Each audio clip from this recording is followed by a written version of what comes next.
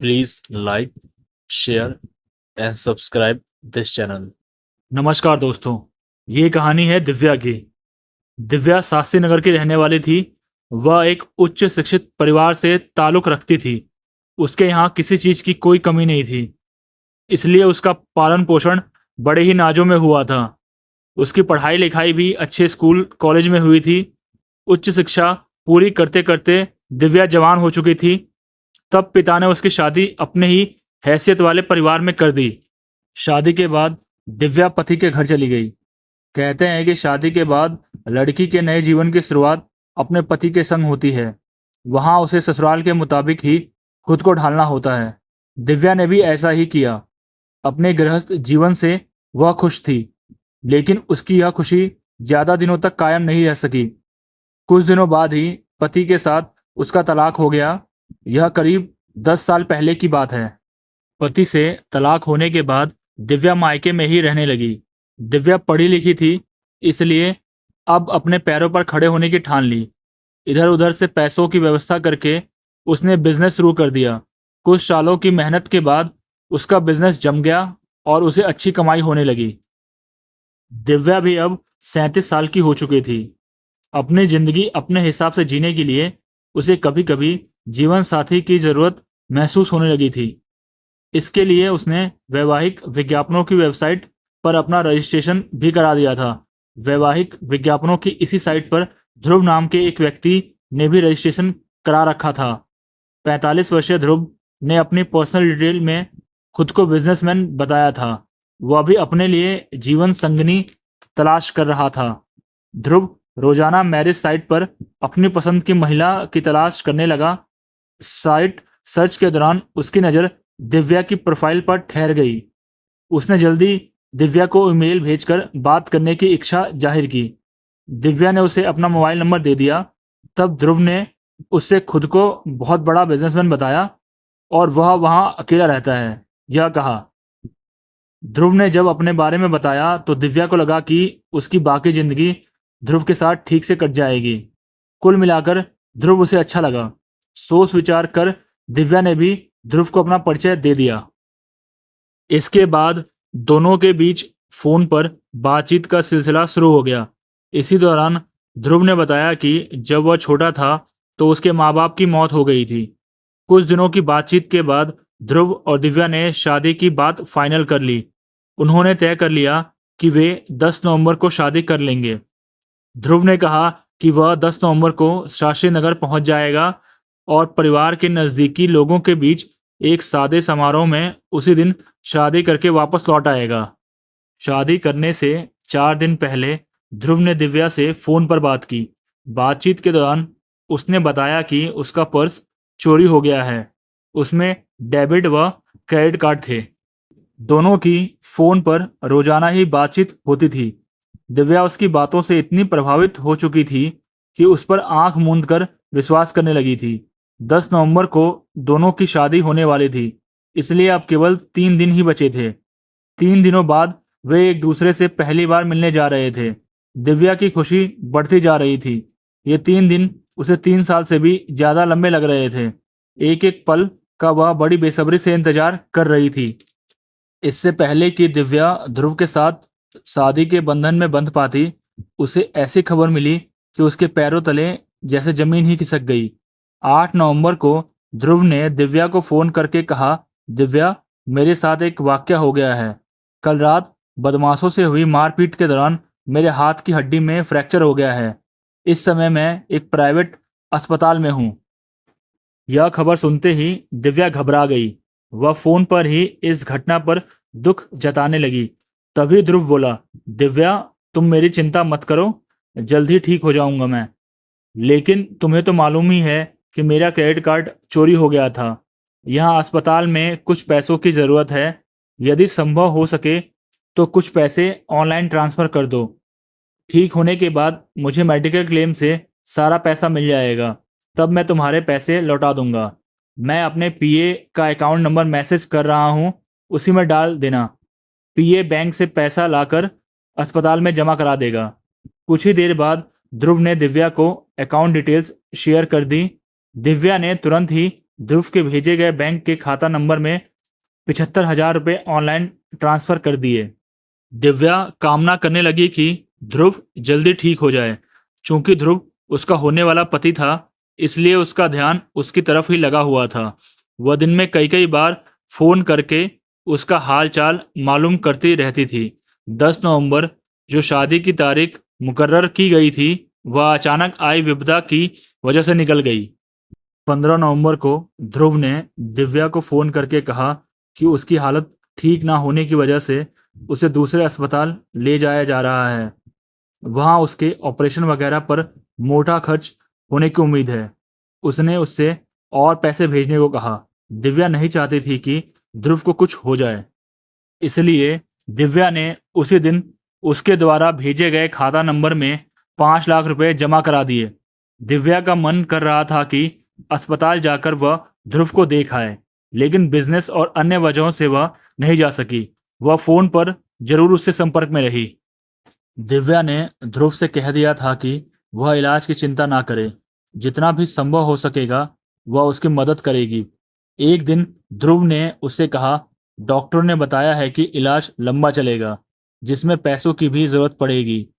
मेरे ठीक होने तक तुम मेरी जरूरत के मुताबिक पैसे देती रहना। ठीक होने पर मैं तुम्हारे सारे पैसे वापस कर दूंगा। आप पैसों की चिंता ना करें, बस अपना ख्याल रखें, दिव्या बोली। दिव्या, मेरे एक दोस्त हैं कबीर, जो यहीं पर हैं। मैं उनके बैंक का खाता नंबर एसएमएस कर रहा हूँ। तुम उसमें भी पैसे भेज सकती हो। पैसे भेजने के बाद तुम मुझे फ़ोन जरूर कर देना, ध्रुव ने बताया। इस तरह 8 नवंबर से 20 मार्च तक दिव्या अलग अलग बैंक खातों में ध्रुव को 30 लाख रुपए भेज चुकी थी। इसी बीच ध्रुव ने उसे बताया कि उसका ब्लड प्रेशर लगातार बढ़ रहा है और हाथ का ऑपरेशन करने के लिए उसे दूसरे अस्पताल भेजा जा रहा है। ध्रुव की हालत दिन प्रतिदिन बिगड़ने की बात सुनकर दिव्या को और ज़्यादा चिंता होने लगी। उसने ध्रुव को अस्पताल जाकर देखने का प्रोग्राम बना लिया। 25 मार्च को वह अस्पताल पहुंच गई। अस्पताल पहुंचने पर उसे जो सूचना मिली, उसे सुनकर उसके होश ही उड़ गए। अस्पताल से दिव्या को जानकारी मिली कि ध्रुव नाम का कोई व्यक्ति अस्पताल में भर्ती ही नहीं है, जबकि ध्रुव ने उसे उसी अस्पताल में भर्ती होने की बात कही थी। जब वह इस अस्पताल में नहीं है तो कहाँ गया? कहीं ऐसा तो नहीं कि उसे किसी और अस्पताल भेज दिया गया हो? यह सोचकर उसने उसी समय ध्रुव का फोन मिलाया। उसका फोन स्विच ऑफ आ रहा था। कई बार फोन मिलाने के बाद भी फोन स्विच ऑफ मिलता रहा, तो निराश होकर वह अपने घर लौट आई। घर लौटने के बाद दिव्या ने ध्रुव को फिर से फोन मिलाया। इस बार फोन मिलने पर बात हुई तो ध्रुव ने अपनी सफाई में कहा कि सुरक्षा कारणों से वह अस्पताल में दूसरे नाम पर भर्ती हुआ है। ध्रुव ने उससे पैसों की और डिमांड की तो दिव्या ने उसे अब पैसे ना होने का बहाना बना दिया। दिव्या ने जब उससे पूछा कि वह अस्पताल में किस नाम से भर्ती है तो उसने वह नाम नहीं बताया, बल्कि उसने फोन फिर से स्विच ऑफ कर दिया। इससे दिव्या को ध्रुव की बातों पर शक होने लगा था। उसने ध्रुव को बैंक के जिन खातों में पैसे भेजे थे, वह अपने स्तर से यह पता लगाने में जुट गई कि वह खाते किन नामों पर हैं। उसे पता चला कि ये बैंक खाते कबीर के थे, जो चिरवारी का रहने वाला था, जबकि दूसरे बैंक का खाता विराज का निकला, जो दुर्गापुर का रहने वाला था। जिस मोबाइल नंबर से ध्रुव बात करता था, वह भी विराज के नाम पर लिया गया था। इसी बीच 28 मार्च को दिव्या को ध्रुव ने फोन करके बताया कि वह अस्पताल से डिस्चार्ज हो रहा है। ध्रुव ने अस्पताल का बिल चुकाने के लिए दिव्या से कुछ पैसे और भेजने को कहा। चूंकि दिव्या को ध्रुव पर शक हो गया था, इसलिए उसने उसकी बात को फोन में रिकॉर्ड करना शुरू कर दिया था। अपनी मजबूरी बताते हुए उसने उसे और पैसे देने में असमर्थता व्यक्त की और पैसे ना मिलने की बात सुनकर ध्रुव ने फोन फिर से स्विच ऑफ कर दिया। इसके बाद वह फोन ऑन नहीं हुआ। शादी के जाल में फंसकर दिव्या ध्रुव को 30 लाख रुपए दे चुकी थी और पैसे ना मिलने की बात पर जिस तरह ध्रुव ने अपना फोन स्विच ऑफ कर लिया था, उससे दिव्या को लगा कि उसके साथ कोई बड़ा फ्रॉड हुआ है। दिव्या का शक गहरा गया। वह पुलिस क्राइम ब्रांच के पुलिस कमिश्नर से मिली और उन्हें अपने साथ घटी पूरी कहानी बता दी। कमिश्नर साहब को यह मामला काफी गंभीर लगा। उन्होंने दिव्या को क्राइम ब्रांच के पुलिस इंस्पेक्टर के पास भेज दिया।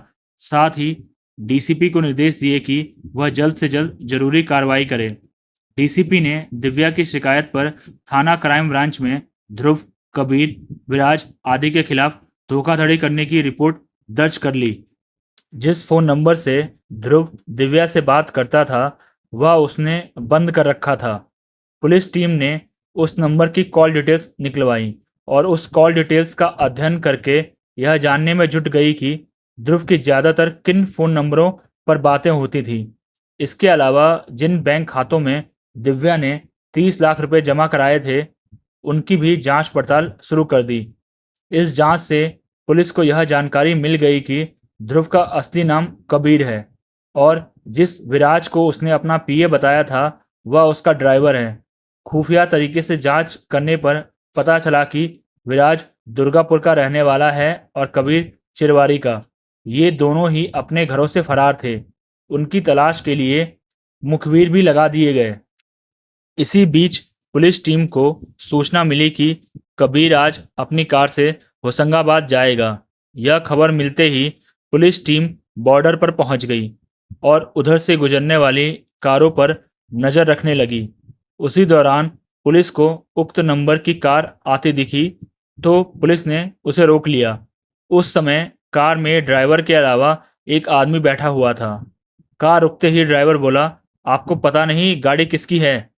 नहीं, बताओ तभी तो पता चलेगा, एक पुलिसकर्मी बोला। ये गाड़ी मंत्री जी की है जो गाड़ी में ही बैठे हुए हैं, ड्राइवर ने बताया। इंस्पेक्टर को यह जानकारी मिल ही चुकी थी कि कबीर बहुत ही शातिर किस्म का आदमी है, इसलिए वह उन दोनों को क्राइम ब्रांच ऑफिस ले आए। पुलिस ऑफिस में जब उन दोनों से सख्ती से पूछताछ की गई तो उन्होंने अपने नाम कबीर उर्फ ध्रुव व विराज बताए। इनके खिलाफ ही दिव्या ने रिपोर्ट दर्ज कराई थी। पूछताछ में पता चला कि कबीर बहुत अच्छे परिवार से है। उसके पिता एक आर्मी ऑफिसर थे। प्रतिष्ठित परिवार का कबीर एक ठग कैसे बना, इस बारे में जब उससे पूछताछ की गई तो उसके शातिर ठग बनने की एक दिलचस्प कहानी सामने आई। कबीर के पिता चाहते थे कि वह आर्मी की तैयारी करे। इसके लिए दिन रात एक करना होता है। यह सब करने के लिए कबीर तैयार नहीं था। तब कबीर के पिता ने अपने प्रभाव से कबीर की एक सरकारी नौकरी लगवा दी।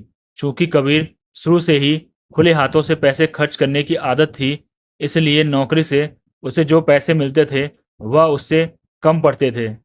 इसके अलावा उसकी नौकरी बड़ी आसानी से लगी थी, इसलिए उस नौकरी पर उसका मन नहीं लगा। 5-6 साल बाद ही उसने उस नौकरी को छोड़ दिया। उसका मानना था बिजनेस में मोटी कमाई होती है, इसलिए अब उसने बिजनेस में हाथ आजमाया, लेकिन घाटा होने की वजह से उसने इस कारोबार को बंद कर दिया। अब वह पूरी तरह बेरोजगार हो गया तो उसे पैसों की तंगी होने लगी। कबीर परेशान था कि ऐसा क्या काम करे कि उसे मोटी कमाई हो। तभी उसके दिमाग में उच्च परिवार की तलाकशुदा ऐसी महिलाओं को ठगने का आइडिया आया जो फिर से शादी करना चाहती हों। इसके लिए उसने मैरिज वेबसाइट पर रजिस्ट्रेशन कराकर अपनी आकर्षक प्रोफाइल बनाई। प्रोफाइल में उसने अपना नाम बदलकर ध्रुव लिखा और अपनी जगह किसी दूसरे का फोटो लगा दिया। दुर्गापुर के रहने वाले युवक विराज को उसने मोटी तनख्वाह पर नौकरी पर रख लिया।